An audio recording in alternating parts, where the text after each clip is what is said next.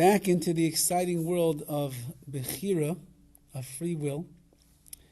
And we're still trying to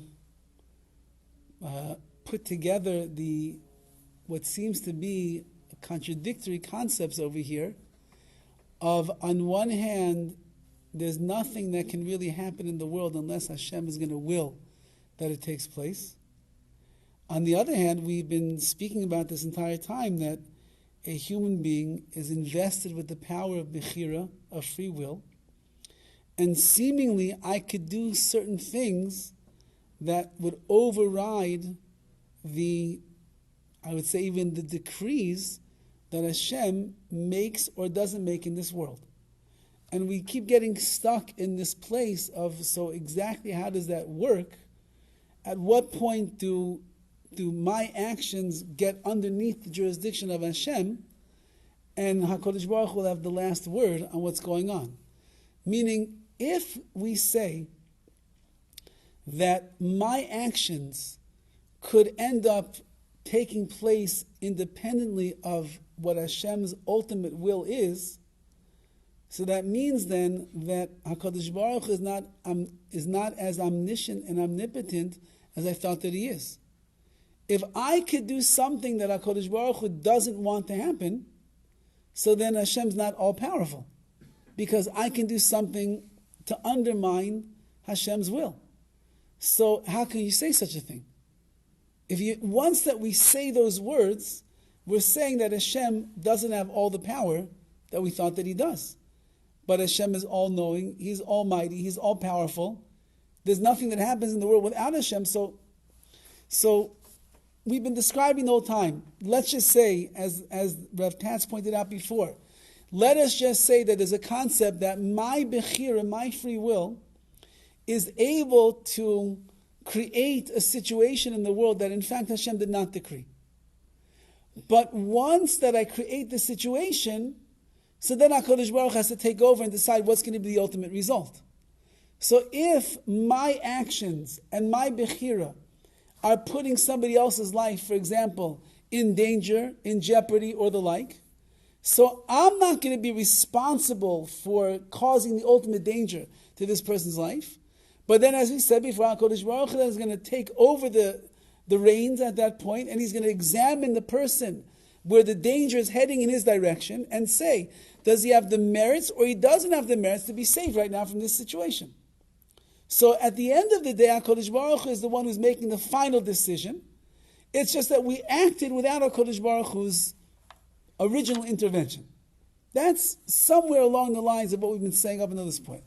So Rav Tatz brings down a famous commentary on the Chumash, on the Torah, whose name is the Netziv, Naftali Tzvi Yehuda, Berlin, who was one of the last Rosh Yeshivas of the Volozhina Yeshiva, which was the prime yeshiva in Europe during those days. And he himself, just worthwhile to understand who this person is. This is a person who changed his life as a result of his own personal BECHIRA, his own free will, with a very famous story. I even spoke about it once before in one of these classes. The Netziv, when he was a young boy, Naftali Tzvi Yehuda, was a rambunctious young child.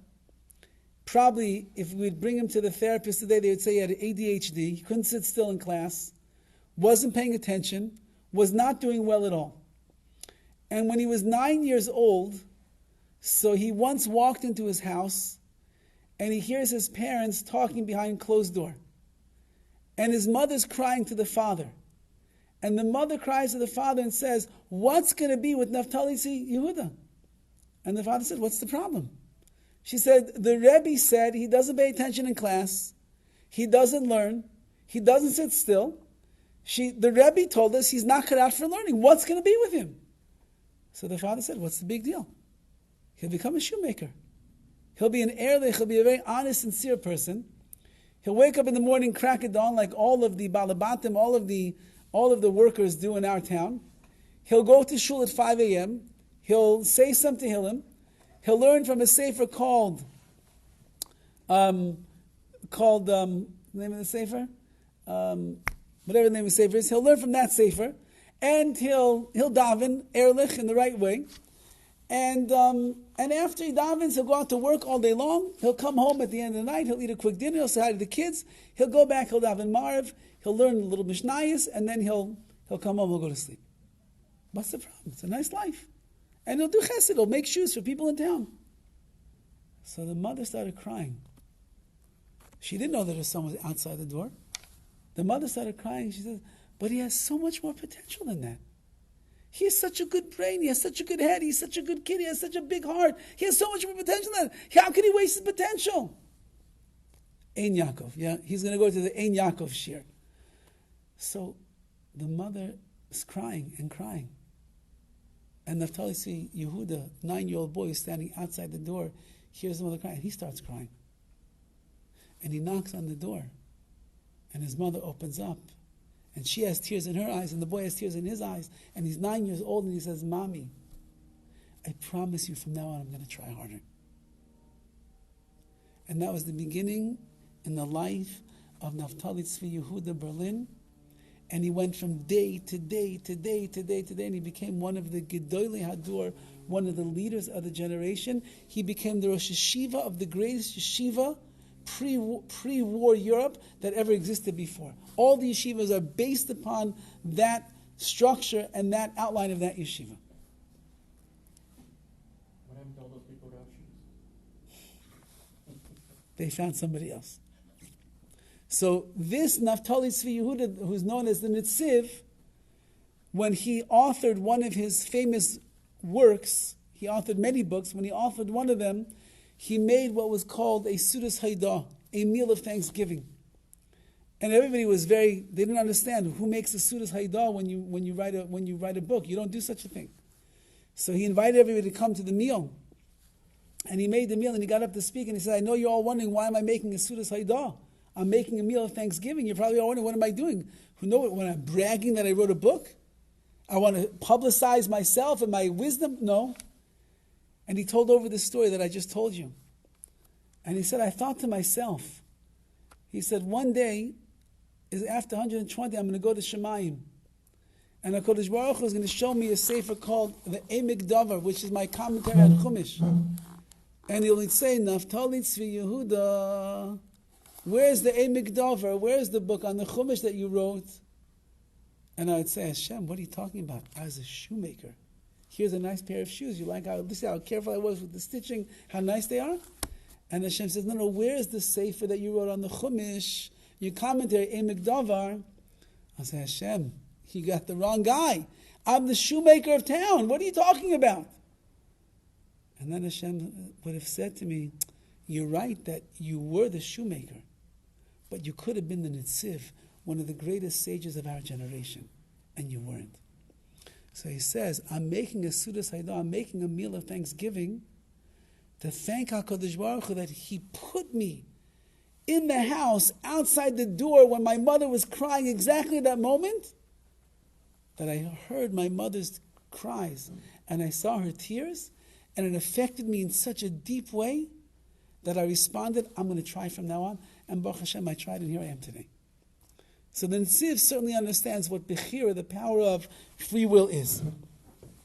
And he's going into the story of Yosef and his brothers, which we have already spoken about, and how the brothers wanted to kill Yosef, and Ruvain wanted to come and save Yosef's life. And the Netziv writes the following idea. And he says like this.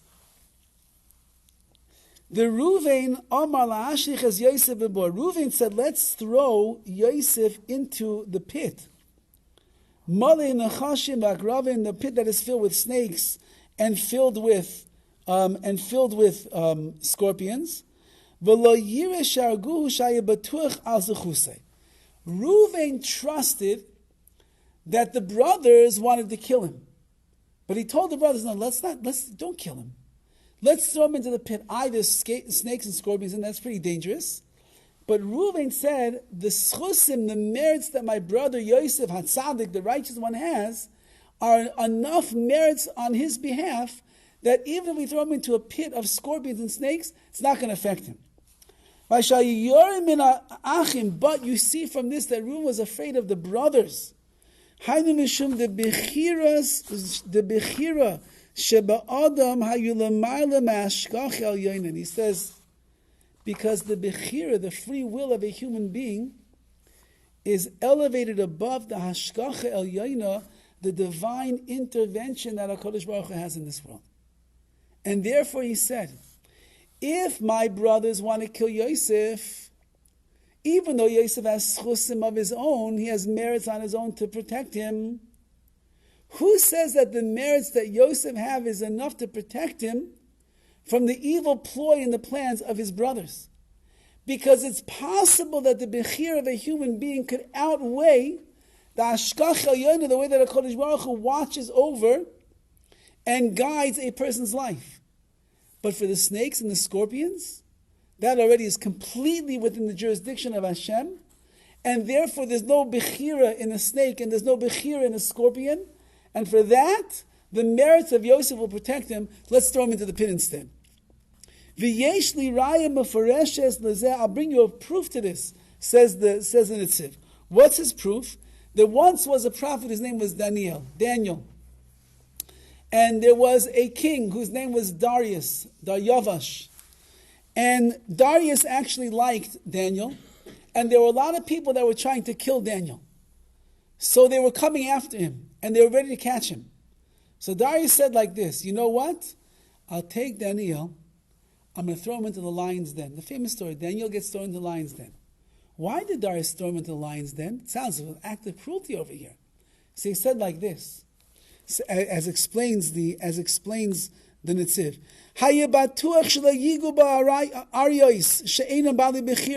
Daryavish the king was certain that the lions would not be able to touch and damage and harm Daniel. Why? Because they're not Bali Bechira, they have no free will. And therefore the merits of Daniel's righteousness would protect him.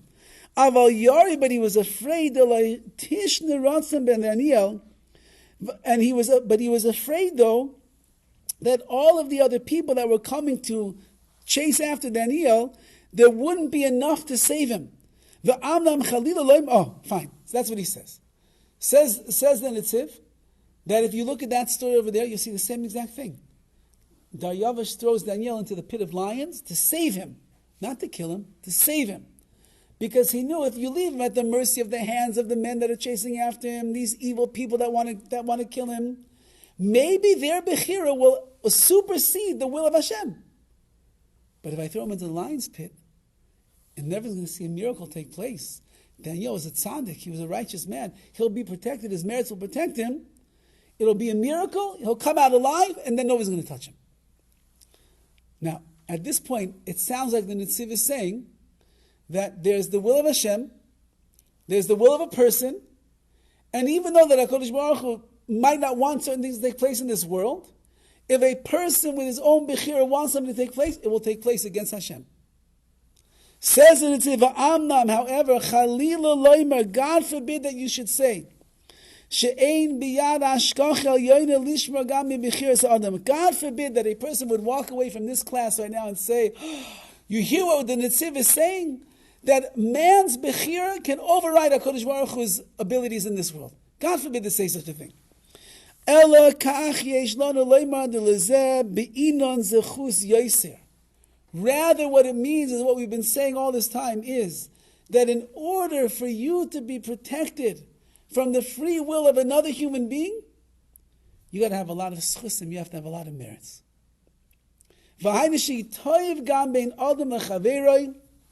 You must be very good between yourself and other men. You have to be like, says the Netziv, a tzaddik gomer, completely righteous person, like I wrote earlier. And in that way, your tzidkus, your righteousness, is going to protect you from the evil ploys and the plans and the BECHIRA and the free will of another person. And he says, I'll bring you a proof to this. Who is someone in the Torah that was constantly under the pressure of a wicked person, and that wicked person was not able to affect him, not a kiyuzah, not 1 ounce? Who? Dovid, no. What? No. There's somebody in the Torah, I'll give you a hint, he's one of the Avos, one of the forefathers. He had an evil person that was lurking in his life. There actually had two evil people that were lurking in his life all of the time. And they were not those people, and they had all the worst intentions to destroy him. They couldn't touch him. Very good. Yaakov. Yeah, Yaakov Avinu. He had a brother, his name was Esav. Esav was a big Rasha, a very wicked person who wanted to kill his brother. And he had a father-in-law whose name was Lavan. And we say in the Haggadah, Lavan Rotza la'akar es hakol. He wanted to uproot everything and kill Yaakov Avinu. And he wasn't able to. Why was Yaakov not able to be damaged by these two wicked people in his life? Because Yaakov is known as the BECHIRA Ba'avos. He is the most chosen and praiseworthy of all of the forefathers. He's Midas Yaakov is emes, is truth. He doesn't sway this way or that way. Yaakov is the only one of the forefathers that has 12 righteous children, 13 righteous children, right? Avraham has a Yishmael, a wicked son, and Yitzchak has Esav, a wicked son. Yaakov is righteousness. He's tzedek, he's a tzaddik. And therefore, with all of the schusim, all the merits that Yaakov Avinu had, he was protected by the forces of evil that were around him. However, another person, how can they rely upon that? I'm not Yaakov Avinu. I'm not a big tzaddik. And therefore, says the Netziv, you have to know that this is what's going on over here. And that is that the actions that a Baal Bechira, that somebody with free will does, although it cannot override HaKadosh Baruch Hu's ultimate will, HaKadosh Baruch Hu is going to make a split-second decision at that moment if you have enough merits on your own to save you from the Bechira of someone that's trying to hurt you. How can we ever rely upon that? Says the Netziv, it's an unreliable thing. And that's why he points out over here that if you look later in the Parsha, when the brothers bring the coat of Yosef to their father, and they tell over this whole Baba Maisa that we found this coat, it was ripped up, we find the blood over there, it must have been a wild animal that came and ate Yosef. So the father says, at that time, BECHIRA, Yaakov recognized the coat, V'yomer kseinis b'ni, this is this coat of my son, Yosef. A wild animal ate him up, Tairaf Yosef, ripped up Yosef. So the question in the verse over here is, you only have to say that it ripped him up once. Why does it say Tairaf? Like a double ripping took place. What's the double tearing up of Yosef? Just say it tore up Yosef. So the Netziv says over here, Yaakov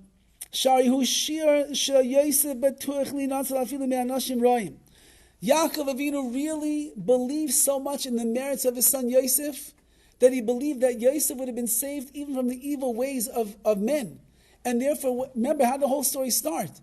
He sent Yosef to go check out on his brothers. And Yaakov was not afraid that whatever the brothers were planning is going to have an effect on Yosef. He believed that Yosef was a tzaddik. He's a righteous man. He has a lot of merits on his own. Nothing's going to happen to him. And now, says the Gemara, Mikol shekei mitrefes chayas she'ein bali bechira. All the more so, says the Netziv, Yaakov Avinu believed that if there would be wild animals along the way, Yosef certainly would have enough merits on his own to be protected from the wild animals who don't have any bechira, don't have any free will. If Yosef can be protected from a human being that has free will, certainly he'll be protected from the wild animals that have free will. Now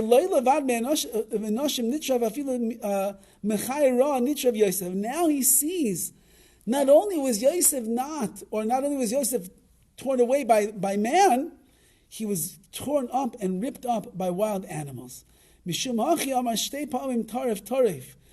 he said tarif. He was ripped up by man and ripped up by animals.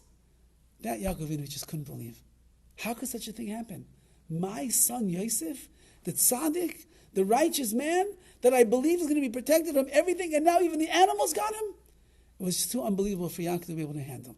So you see, again, says the Netziv, that there's a concept that if a person has enough merits on their own, from the natural world, they could be saved and rescued. Fine.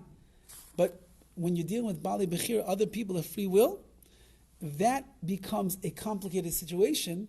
And the Netziv explaining, like we said from the other commentaries as well, that once you get into the world of complications, you need a lot of merits to be able to be rescued from somebody else's intentions, what they're doing.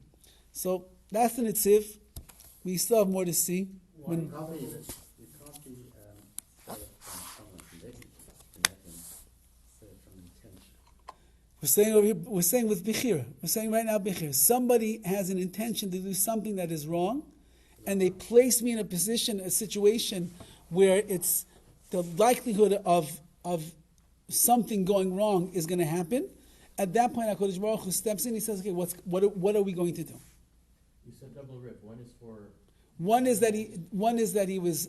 I guess the way that he's understanding is that he was in fact ripped up, not only by humans. Well, who's the humans that he was suspecting? So, good. That's a question. He's suspecting his. Okay, that you're right. Right. Hold on one second.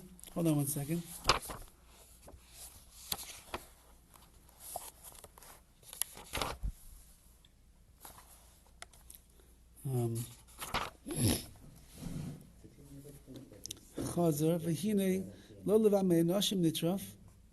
Jacob never think his son was a little guilty of haughtiness. Afilu michayev ro nitraf yosef b'shemay amashtei pamada maskir b'shmoy.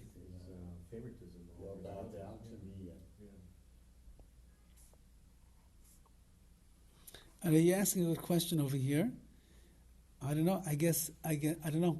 Unless he's learning that whether that he was privately accusing the brothers or not, he felt that maybe he felt that Yosef certainly would not get ripped up by an animal all by himself, because he had merits.